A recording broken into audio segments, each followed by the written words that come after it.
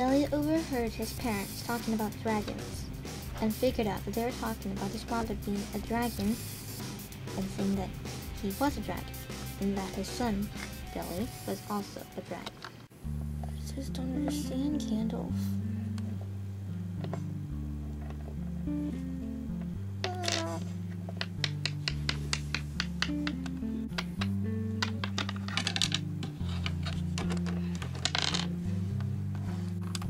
Billy envied the cat's freedom. No worries, no problems. His food bowl was always so well supplied with tasty morsels of some kind of other, and a place to sleep was as close as any bed, sofa, or lap. He never had to worry about who he was or what his parents were. For Billy, everything he had ever known had suddenly been swept away like worthless kitty litter, and now even the floor seemed to crumble under the weight of his burdens. Every thought swirled in a Kansas-sized tornado, stumbling about in the corridors of his mind. In his own mind, he felt lost in a carnival maze of mirrors.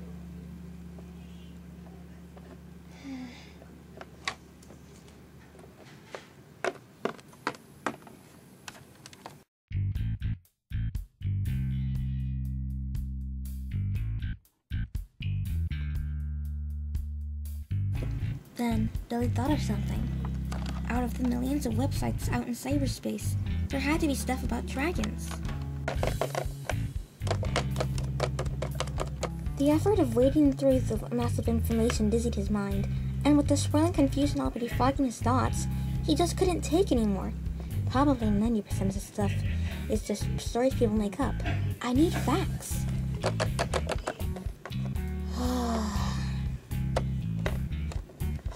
He switched to his email program. Several new messages popped into his inbox. Some were advertisements, a note like a personal note. His spirits lifted when he saw Mr. Hamilton's name.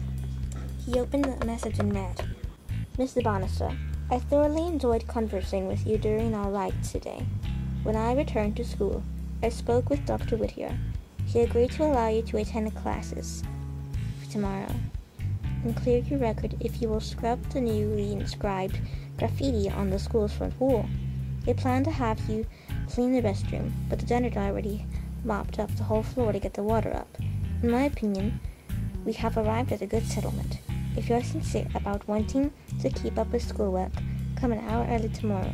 I will meet you if you need help to get started. I want to be sure you attend the next class. I will be talking about Miller.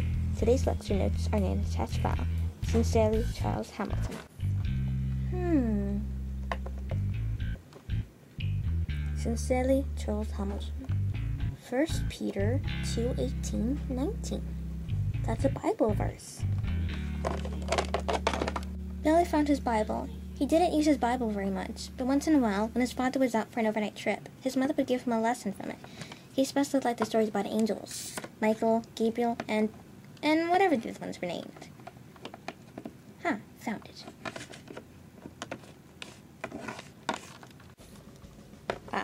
Here it is. Slaves, submit yourselves to your masters with all respect, not only to those who are good and considerate, but also to those who are harsh. For it is commendable if a man bears up under the pain of unjust suffering, because he is conscious of God. Billy pondered the words, and his mind settled into a happier mood.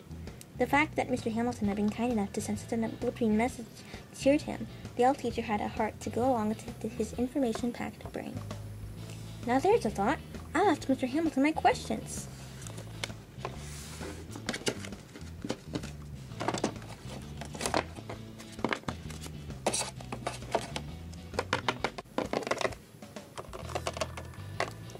After all, he seemed to know what was real and what wasn't when it came to legends. Maybe he knew something about dragons, too. With his hands on the keys, Billy started typing, but after a couple of sentences, he stopped. Boy, does this sound silly. Mr. Hamilton, please tell me everything you know about dragons. It's really important. Billy deleted his message and then started again, this time typing slowly and thoughtfully. This should be it. Dear Mr. Hamilton, I appreciate the ride home today, and I enjoyed our talk about the Arthur legend. There's one part of the legend that you didn't mention, dragons. Did they really exist? If so, what happened to them? Where can I find more information on dragons? I'll be at school 1 hour early like you said. I'll see you there. Thanks for getting me off suspension. Billy Bannister. And send.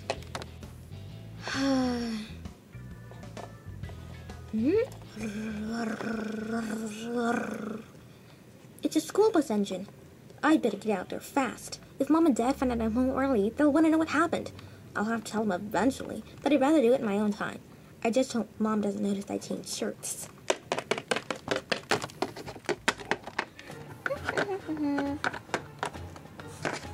It's Mom! I know, I'll go out the window.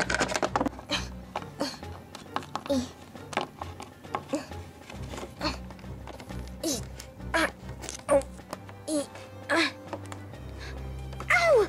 I cut my finger.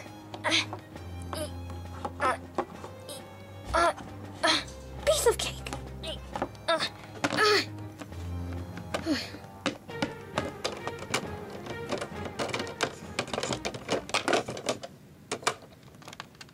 Mom, I'm home. We're in the living room, Billy.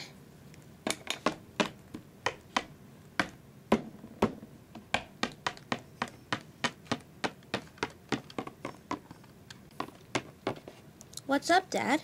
You're home early. Your mother called me. She wanted me to help her take care of a problem. What problem? She noticed this morning when you kissed her that your breath was extremely hot. We're guessing you've already noticed it. Maybe for quite some time. Well,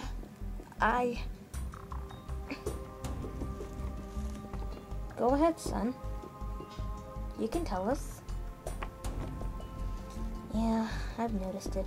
Especially today. I had a problem at school.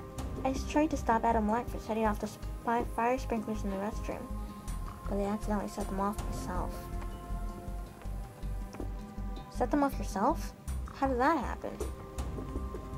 Well, Adam was putting his lighter up by the sensor, and I tried to blow it out. For some reason, my breath's gotten so hot, it must have set the alarm off.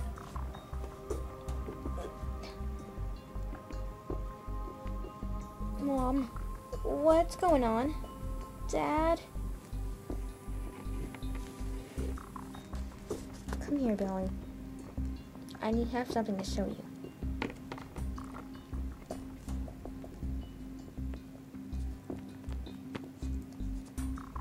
What do you think you know about dragons, Billy? Only what I've read in books, like The Hobbit. They're fierce, scaly, flying lizards that can breathe fire.